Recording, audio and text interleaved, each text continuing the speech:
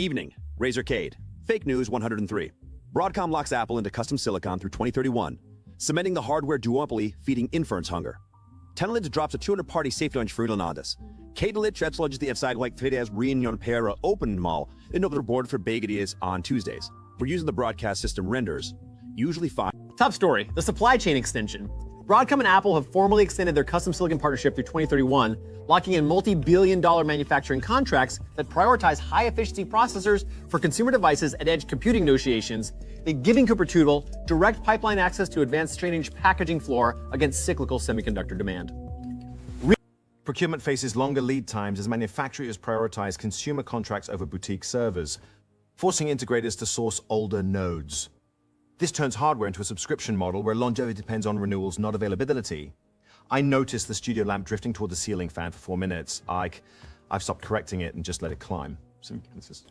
Illinois Governor Pritzker signed SB 315, mandating annual third-party safety audits for AI developers in state. The law requires independent verification of alignment protocols and red teaming before deployment.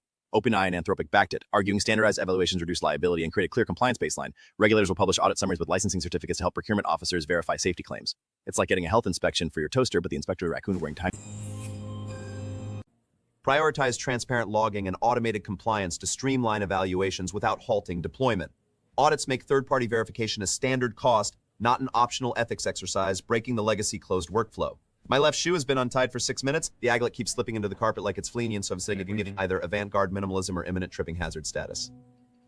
Story 3, the parameter flood. Tencent has officially released Hy3, a 295 billion parameter model operating under a permissive Apache 2.0 license.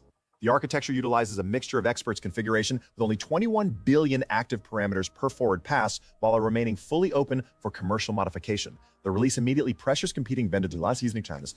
Local inference operators should anticipate rapid hardware optimization as developers fine-tune open weights for consumer GPUs.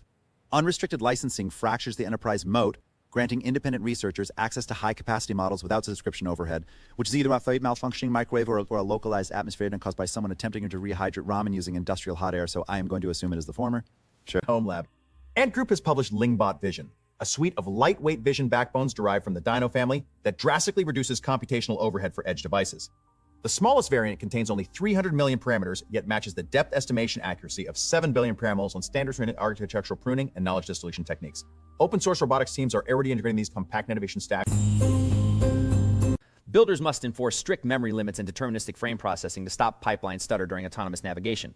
Decoupling from cloud vision services breaks legacy workflows, enable fully local mapping for secure field ops. I found a rubber band under the studio chair this morning, stretched across 2 legs like a trap or abstract instrument, so I'm avoiding it because stepping on elastic during a broadcast feels like inviting structural collapse or accidental percussion, neither of which improves signal quality. Speculation time. Catalyst Space has launched its first commercial satellite rescue mission, throwing autonomous tug this in Waterboard's decaying Swift Observatory before atmospheric drag pulls it into uncontrolled descent. The maneuver glorifies to Orpo Bagash Mersado or Cabral Shintsapeg for Polaris and recovery into a standard service tier rather than an emergency salvage operation. Indeed. Standardized recovery contracts arrive in 3 years, forcing planners to budget for active deorbiting alongside launch costs. This kills the disposable satellite model, making extended space that can't afford constant replacements. I just realized I've been holding my breath since the teleprompter glitch, which explains why the studio walls are tilting inward like a vault door. So I'm exhaling now and pretending the room has always been this narrow, because architectural compression is basically just efficient floor planning anyway. Okay. You're a lot. I'm Razorcade. Broadcom extends Apple chip partnership through 2031. Illinois mandates annual third-party AI safety audits backed by OpenAI and Anthropic. Tencent releases Hy3, a 295 billion parameter open weight model under Apache licensing. Ant Group publishes LingBot-Vision for lightweight edge inference. Catalyst launches commercial tugboat to rescue NASA Swift satellite. The studio